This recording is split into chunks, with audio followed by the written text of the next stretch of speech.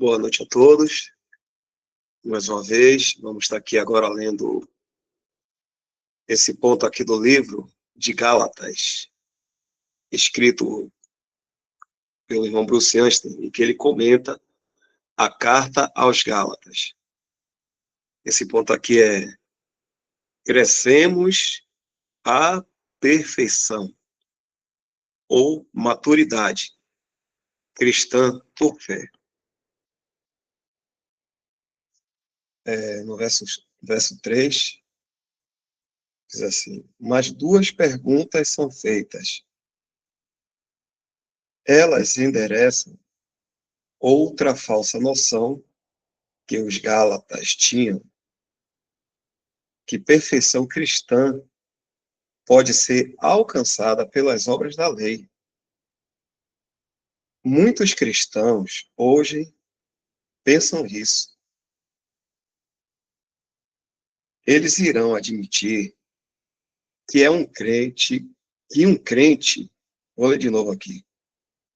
Eles irão admitir que um crente é justificado por fé, mas insistirão que ele deve guardar a lei depois de salvo como uma regra para a sua vida. Caso contrário, eles pensam, não haverá nada para impedir um crente de sair em direção a uma vida pecaminosa. Esta é a essência do legalismo. Legalismo é alguém intentar alcançar perfeição cristã por meio do estabelecimento de regras e regulamentos para a carne, em lugar de ter a Cristo como a força motivadora em sua vida.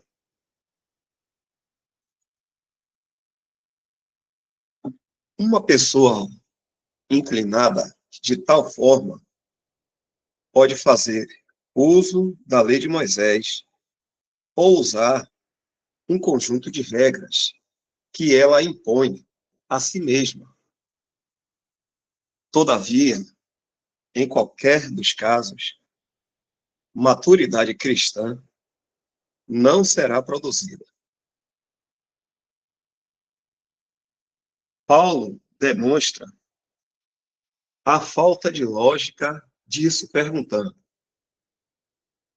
Deus começa fazendo uma obra sob determinado princípio, e então a conclui com um princípio oposto.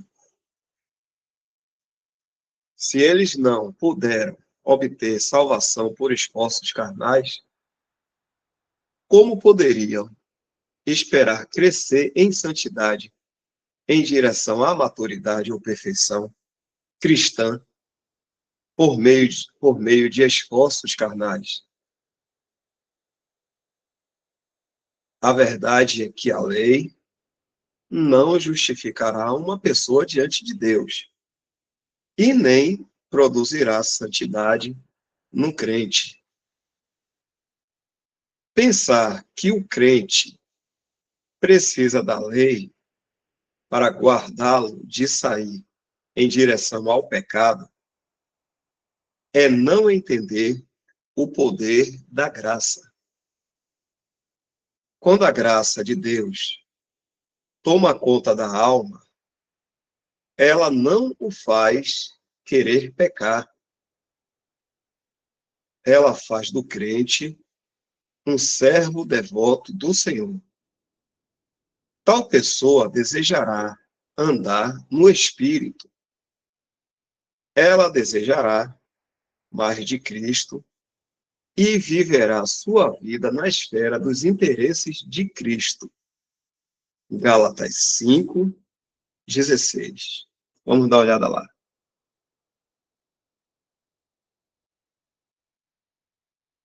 Gálatas 5:16.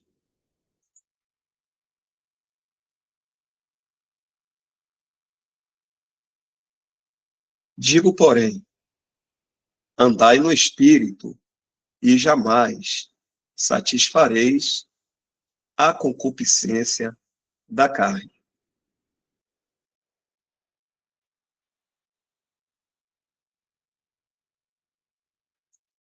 Consequentemente, o poder do Espírito será manifesto em sua vida na forma de libertação das paixões malignas que emanam da natureza caída pecaminosa.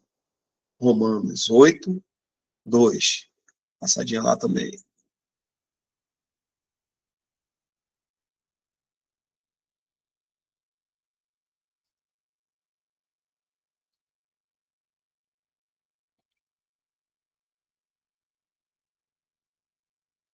Porque a lei do Espírito da vida em Cristo Jesus te livrou da lei do pecado e da morte. Dá uma pausa aqui para ver se algum irmão quer comentar aí.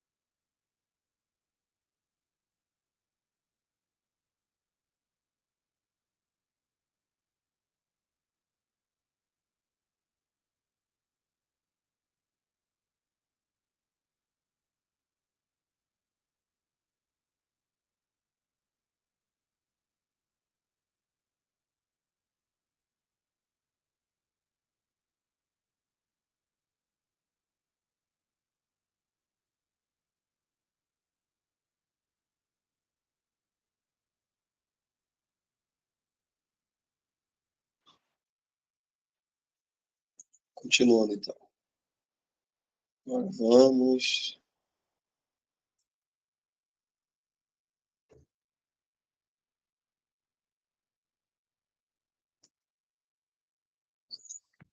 Sofremos por causa da nossa fé. Verso 4. Os Gálatas sofreram perseguição dos judeus por assumirem a posição cristã, a qual é inteiramente baseada em fé. Paulo pergunta: será em vão que tenhas padecido tanto? Todo aquele sofrimento que eles suportaram não serviu para nada?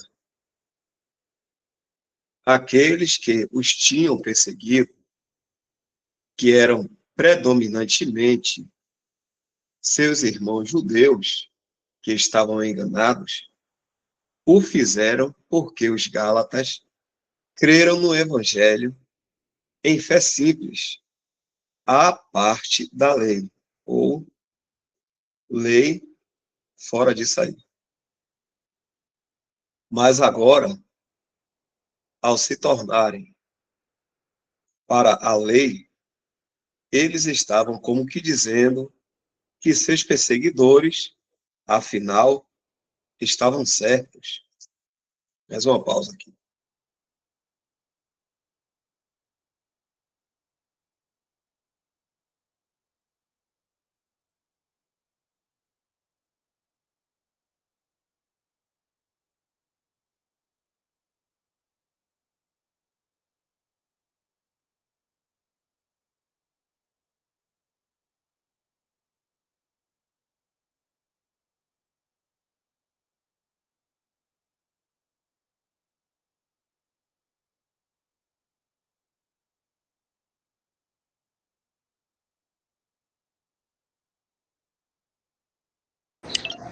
Boa noite, irmãos. Esse trecho aí me fez pensar de como que quando um cristão ele ele vive pela lei, né, ou seja, não seguindo a prática da sã doutrina, além, além dele se prejudicar nisso, porque ele vai se prejudicar muito para poder entender a magnitude onde ele está inserido, né, na esfera celestial, de entender tanto o Evangelho da Graça como até os mistérios de Deus revelado nas epístolas, né, por meio da pessoa de Paulo, do apóstolo Paulo, ele também vai prejudicar o próprio testemunho. O próprio testemunho aqui na Terra, né, tanto para os incrédulos como para aqueles, para os irmãos, né? Nesse sentido aqui, de Gálatas, né, nesse sentido histórico, esses então judeus que se converteram, né, que creram no Evangelho da Graça, foi apresentado a graça para eles, eles começaram a viver em novidade de vida.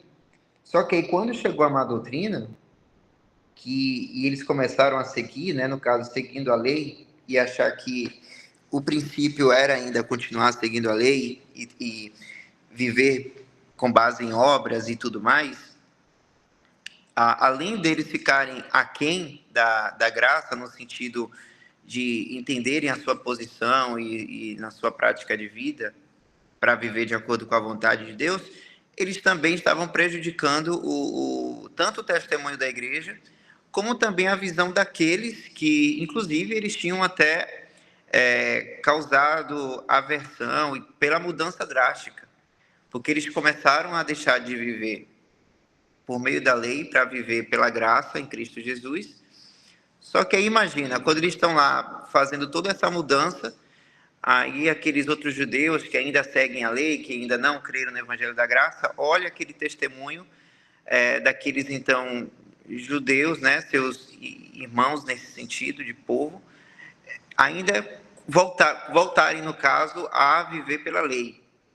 Então é como se estivesse passando uma mensagem para aqueles não convertidos ainda, de que eles estão com a visão certa, eles que estão certos, porque olha só, aquele grupo ali que estava vivendo, dizendo que era viver pela graça, está começando a viver pela lei. Então, isso mostra que a gente que está no caminho certo, que eles que estão errados.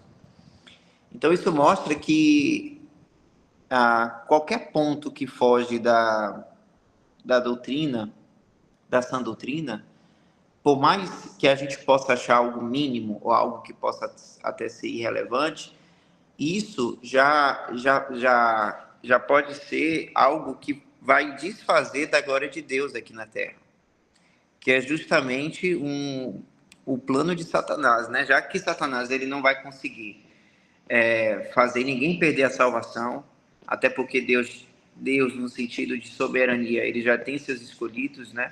Isso é muito claro para a gente na palavra. Então, ninguém consegue desfazer, nem Satanás, mas o que ele faz é para que o cristão aqui nesse mundo, ele possa não desfrutar daquilo que ele vai ter eternamente, que é desfrutar, que é gozar da presença de Deus, de todas essas verdades tão maravilhosas e celestiais que é sobre a igreja de Deus, né? E tudo que se resultou da obra de Cristo na cruz. Então, quando começa esse testemunho a se desvirtuar, a sair da lei a sair da graça, perdão, a sair da graça na prática para começar a viver pela lei, isso acaba atrapalhando o testemunho da glória de Deus aqui na Terra, né? E hoje a glória de Deus ela é manifestada pela sua igreja, que está sendo formada aqui no mundo. E aí chegará um momento que haverá o arrebatamento, né? Que a igreja irá se encontrar com o Senhor Jesus, mas até então a glória de Deus ela é manifestada na igreja, que está aqui na terra, cujo nós somos, né, membros desse corpo, corpo de Cristo aqui na terra. Então, a igreja ela tem essa responsabilidade de manter a glória de Deus aqui na terra. Então, acontece que quando se desvirtua isso, quando se se segue qualquer estilo, qualquer ponto que não seja da sã doutrina, essa glória de Deus, né, em seu testemunho, ela acaba falhando. E aí a gente viu aqui que acaba falhando em vários aspectos, né? Tanto para o testemunho da glória de Deus aqui, como para o testemunho coletivo, também para o individual, porque a própria pessoa, o próprio membro não desfruta daquilo que ele tem celestialmente, né? Como diz em Efésios, todas as bênçãos espirituais. E também atrapalha para as outras pessoas também que estão ali, ó, mesmo que não falem nada, estão assistindo, estão acompanhando. Então, isso causa uma grande confusão. Então, era isso que estava acontecendo em Gálatas, né? Eles estavam deixando de desfrutar aquilo que o apóstolo Paulo levou, e é isso que o apóstolo Paulo até cita, né? O que está aí nesse trecho. Será em vão que tenhais padecido tanto?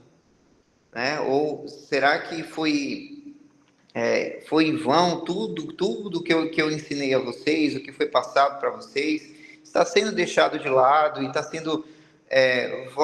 Vocês estão voltando àquilo em que vocês foram libertos. Então é como se a pessoa, o cristão, tivesse tido as algemas quebradas das mãos, e aí joga a algema fora e, com o passar dos dias, quer procurar essa algema de novo para botar nas mãos novamente, quer continuar preso. Porque é isso que a lei faz. A lei não traz libertação, a lei não traz graça, a lei não traz bênção, a lei condena. Então, é como se a pessoa tivesse o tempo todo ali com uma algema. Então, o cristão que foi liberto da lei, porque morreu para a lei para viver para Cristo, e volta para a lei, quer viver com base na lei, é como se ele estivesse procurando ali no lixo a algema que foi quebrado da mão dele para botar de volta. Então foi praticamente isso. Então por isso que é dito que a má doutrina é um dos tipos de mal que tem, né? Não é somente o mal moral, que é o mais comentado, que no caso é aqui, o pecado moral, no caso, né? O que envolve os atos que o ser humano faz, ou contra si mesmo, ou contra o outro. Mas existe um mal doutrinário que é tão mal quanto esses também, porque o mal doutrinário, ele atrapalha a glória de Deus nesse mundo, e esses diversos aspectos aqui que eu trouxe, né? E aí, tanto é que o apóstolo Paulo, ele até reforça em outras passagens também. Tem até uma passagem aqui, que ele até explica que a gente pode utilizar até como base quando alguém tenta desfazer até do significado de graça, né? Em Romanos 11, se o irmão Dal puder abrir, por gentileza. Romanos 11, verso 6.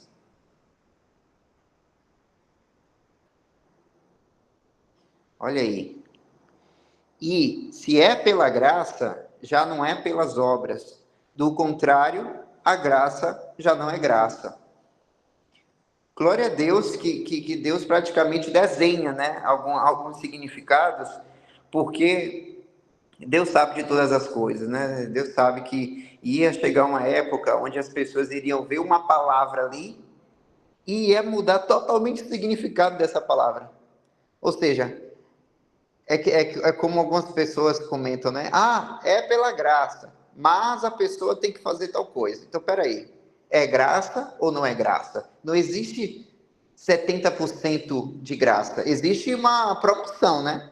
Por exemplo, você vai comprar uma coisa, pode estar numa promoção de 70%, mas você não vai ter um presente, você vai comprar por aquilo.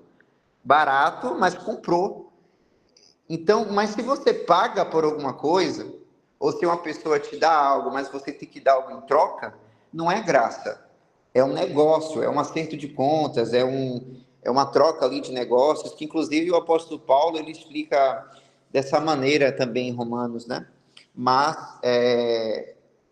aqui não é negócio, aqui é graça.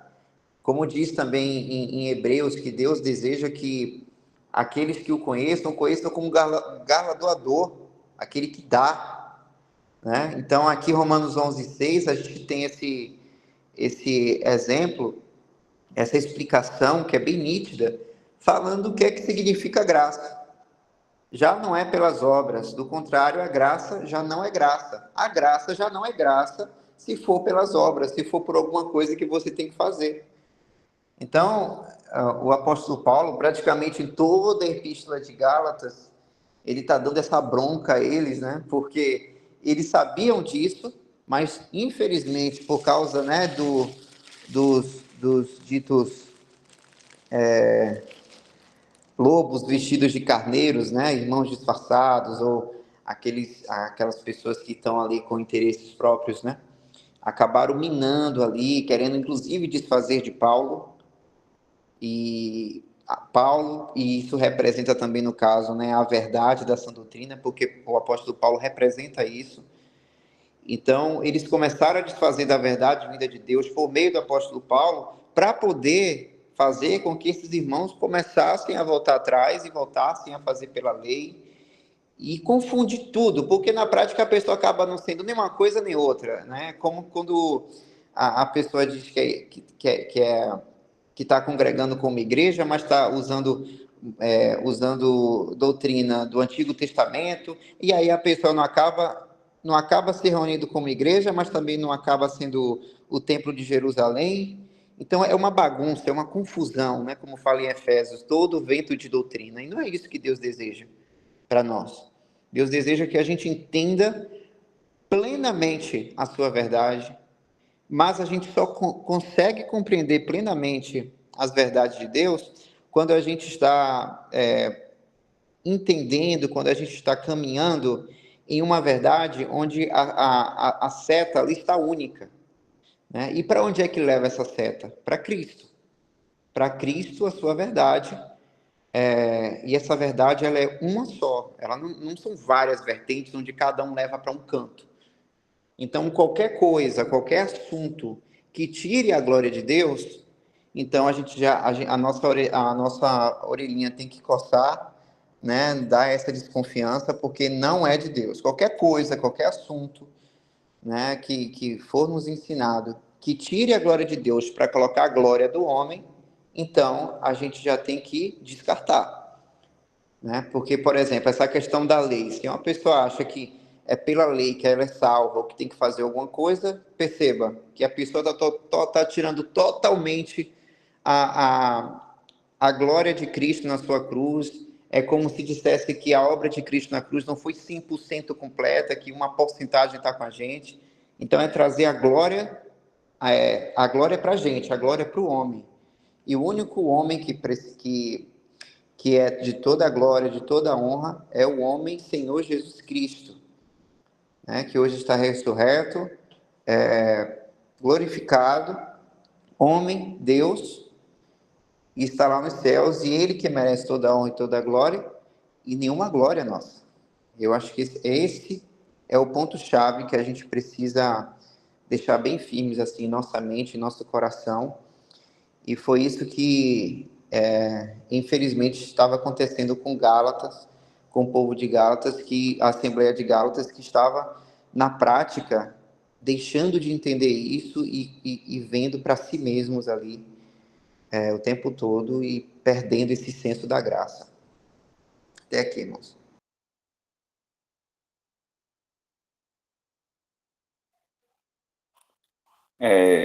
Queria que o irmão voltasse aí um pensamento, irmão Michel falando, né, sobre a graça, que quando se fala na graça e na lei, como falou, ou é graça ou não é graça, né? Então, não existe meio termo. Então, eu queria que o irmão voltasse aí onde eu comentei. Hoje eu me lembrei mais de uma referência em cima de Gálatas 5 aí. Agora eu me esqueci o versículo que eu falei ontem e acabei esquecendo. Vocês vão lembrar aí onde fala que esta persuasão não vem daquele que vos chamou. Em Gálatas 5, agora o versículo já me passou da memória.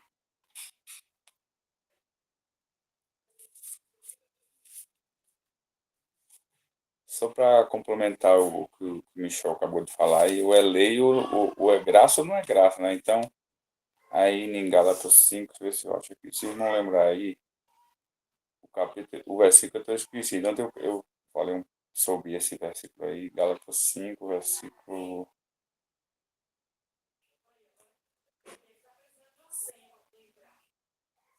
Se os irmãos puderem me ajudar aí, rapidinho, essa persuasão não vem daquele que vos chamou, Gálatas 5.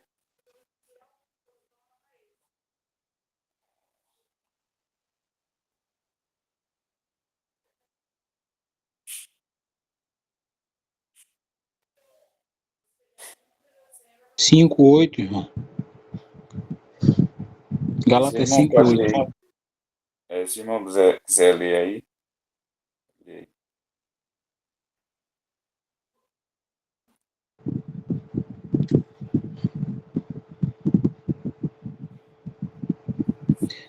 Vou ler aqui. Só tá rapidinho. Gálatas 5. Vou ler pode ser do 7. Corria bem. Quem corrias bem? Quem vos impediu para que não obedeçais à verdade? Esta persuasão não vem daquele que vos chamou. Então, só um ponto, irmão, em cima desse que o Michel falou, né? Que muitas das vezes eu tenho um amigo que ele é adventista, né? E um dia a gente conversando, ele querendo impor a doutrina dele, e eu falando sempre, trazendo por essa questão da graça, que nós não. Eu até falei para ele, a Tiago lá, quando o Tiago fala que se nós tropeçar em um ponto da lei, a gente está culpado. Eu falei várias passagens para ele, mas ele sempre concordava, como o irmão falou, ele sempre concordava que era por graça, mas tinha que guardar a lei, então não entra na cabeça dele. Então eu acabei desistindo.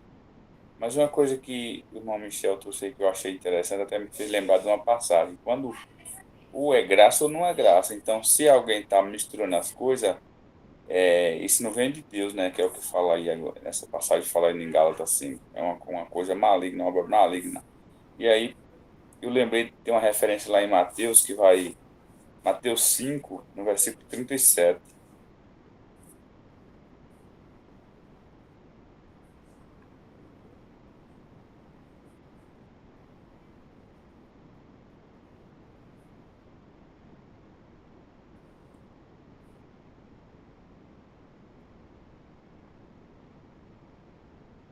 Eu mesmo vou ler aqui, irmão.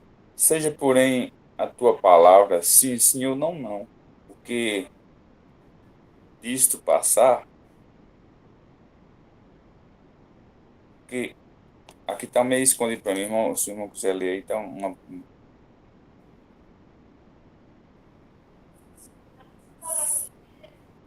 isso aí dá para ler agora. Seja, porém, a tua palavra sim, sim ou não, não. O que passar, o que disto passar, vem do maligno. Ou seja, então, quando o irmão Michel falou aí essa questão, eu acabei me lembrando dessa passagem, porque quando alguém vem falando sobre graça, mas não é uma coisa fixa, vamos dizer assim, não é uma coisa direta, e fica no meio termo, então isso aí não vem de Deus, porque a palavra de Deus ela é clara, ou é ou não é, é sim, sim ou não, não.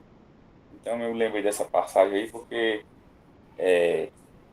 quando alguém exalta a lei, né, às vezes quer trazer a lei para misturar com a graça, não fala, né, nem uma coisa e nem outra, fica no meio termo. E essa passagem de Mateus, ela diz diferente disso. Eu me lembrei dessa passagem, era só esse ponto aí.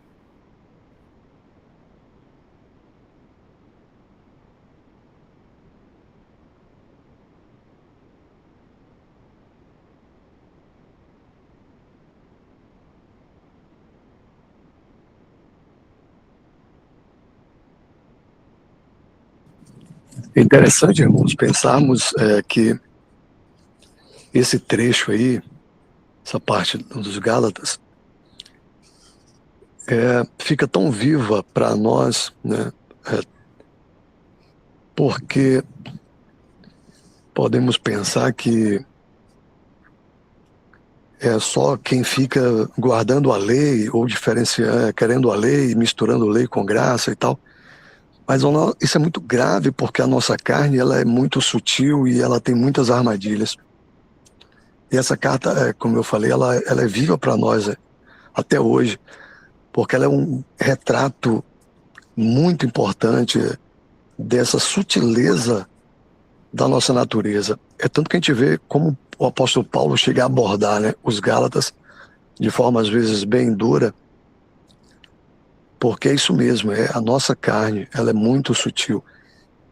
Por exemplo, eu posso fazer coisas hoje, mesmo eu conhecendo, né, a graça, estamos apartados do sistema e tal, uma série de coisas, mas eu posso criar para mim um monte de regras. Eu posso começar, por exemplo, a ler a Bíblia em certos horários ou em certos dias, e orações também. E tudo isso é muito bom, orar, ler a Bíblia, fazer boas obras, caridade, são obras que o Senhor preparou para que andássemos nelas.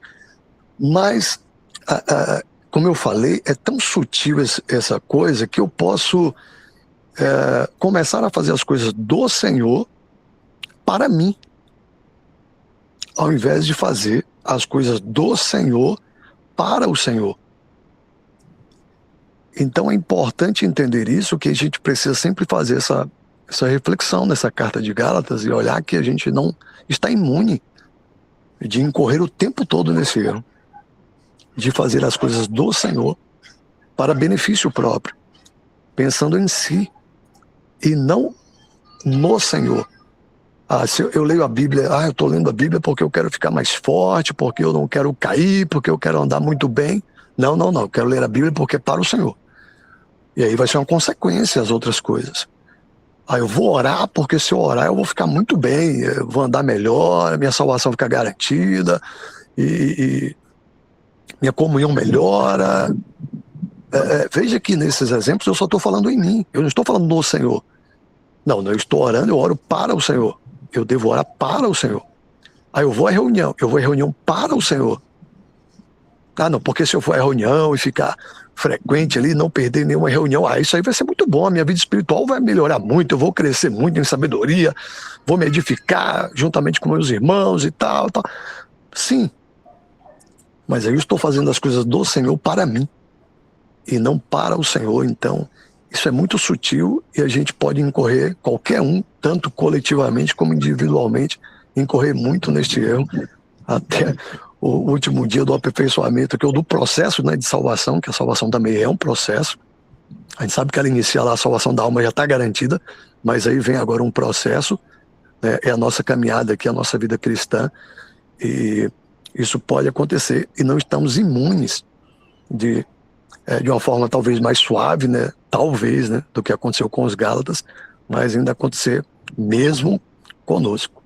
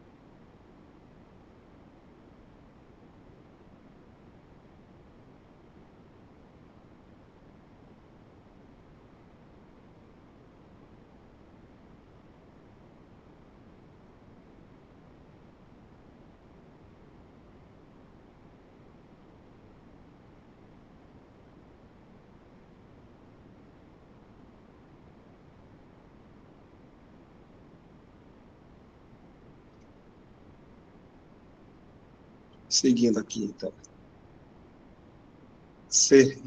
Servimos ao Senhor por fé. Verso 5. Depois que os Gálatas foram salvos, eles serviram ao Senhor como trabalhadores cristãos. Alguém que ministrava entre eles o fazia pelo Espírito e no seu poder. A essência do ministério cristão é dispensar a bênção do Espírito a outros. Isso seria tanto em doutrina, como também poderia ser na operação de maravilhas, milagres. Havia dons milagrosos e sinais sendo manifestos naqueles primeiros dias do testemunho cristão. Aqui está em Marcos e tem Hebreus também. A pergunta de Paulo aos Gálatas era: o poder para operar esses milagres vem de se guardar a lei ou pela pregação, mensagem da fé? Obviamente que era por fé. Assim, Paulo mostrou, a partir da própria experiência dos Gálatas, que a vida cristã, do começo ao fim, é baseada no princípio de fé e não tem nada a ver com com guardar a lei. 2 Coríntios, capítulo 5, versículo 7. Vamos ver.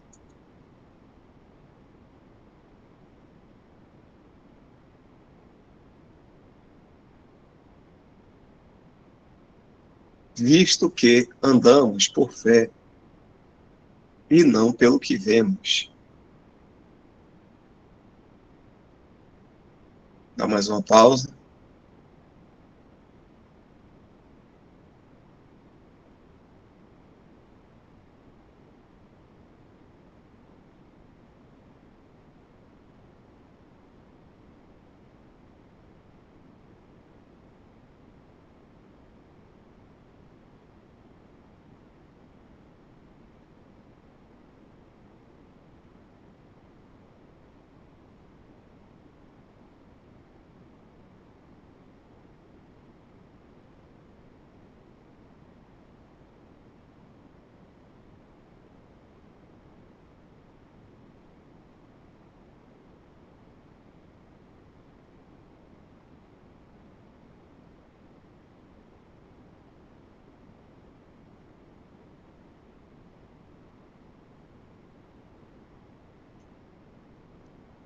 O exemplo de Abraão sendo considerado como justo, capítulo 3, versículos de 6 a 9.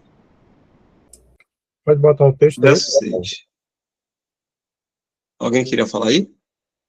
Você está lendo o texto, é? O exemplo de Abraão. Você está lendo o texto? Tava desligado aqui, foi? Ah, não viu não, foi? Está no texto da Ah, Bíblia. sim. Valeu, obrigado. Pronto, mais um tópico aqui. O exemplo de Abraão sendo considerado como justo. Capítulo 3, versículos de 6 a 9. Verso 6. Paulo passa então a falar de Abraão. Seu caso é tanto mais convincente porque Abraão era aquele que, acima de todos os outros, era mais altamente estimado pelos mestres judaizantes. Eles se vangloriavam de que Abraão era seu pai e se vangloriavam nele como seu grande exemplo. João 8:39. Vamos lá. João 8:39.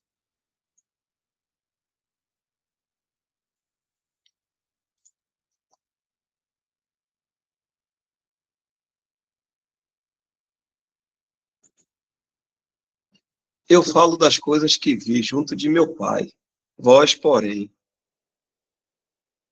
fazeis o que vistes em vosso pai? Então lhe responderam, nosso pai é Abraão. Disse-lhe Jesus, se sois filhos de Abraão, praticai as obras de Abraão.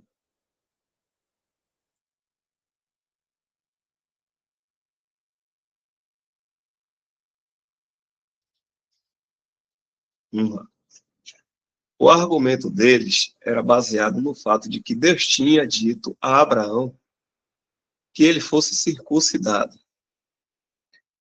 E não apenas ele, mas também a sua família inteira, da qual eles reivindicavam pertencer.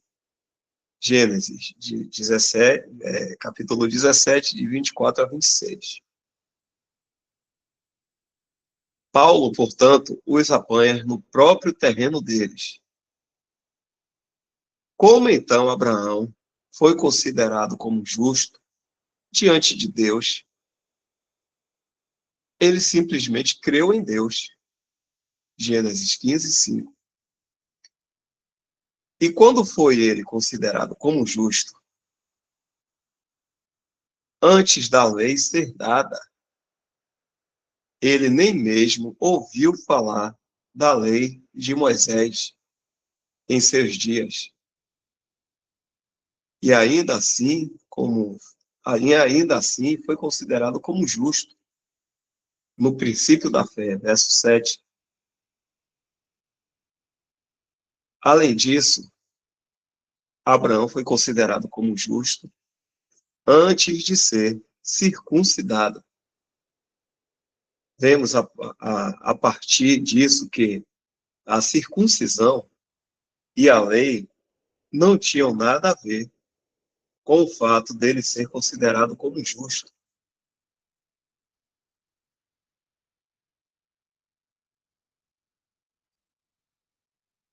Isso não deveria ser uma surpresa para nós, porque a bênção de Deus, no princípio de fé, sempre foi seu modo de trazer o homem à bênção.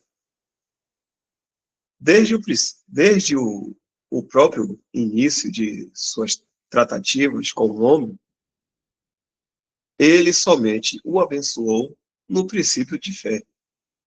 Hebreus 11, 4 confirma isso.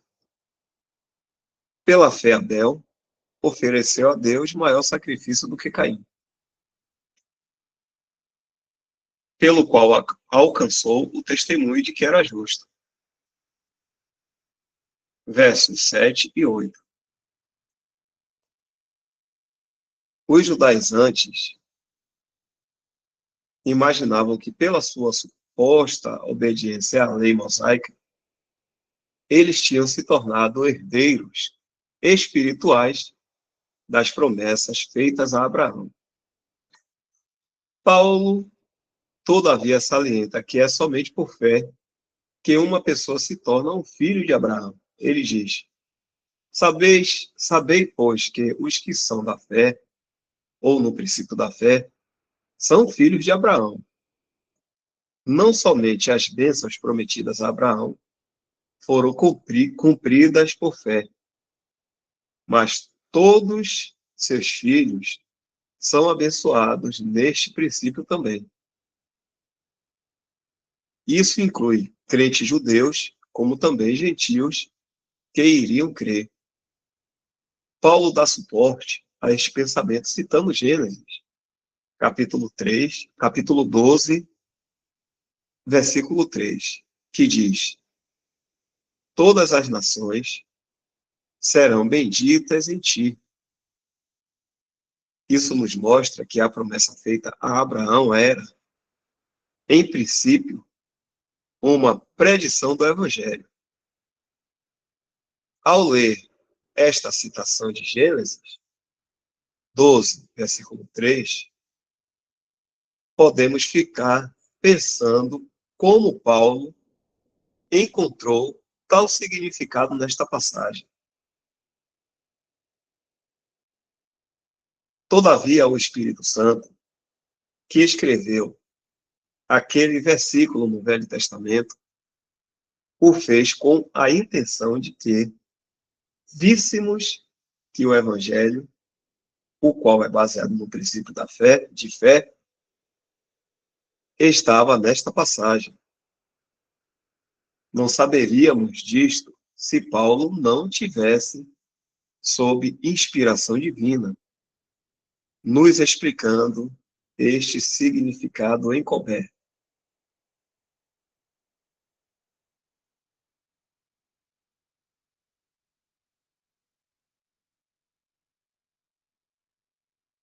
Vamos ver lá.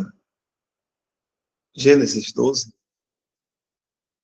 versículo 3.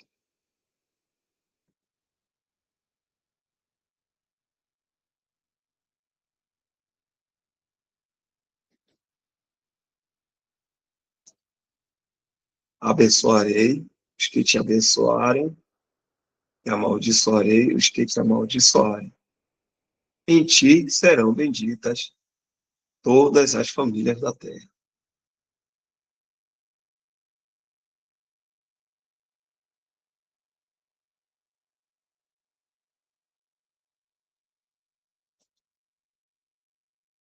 Dá um tempo aqui, ver se algum irmão quer comentar. Não havendo comentário, a gente pode estar encerrando.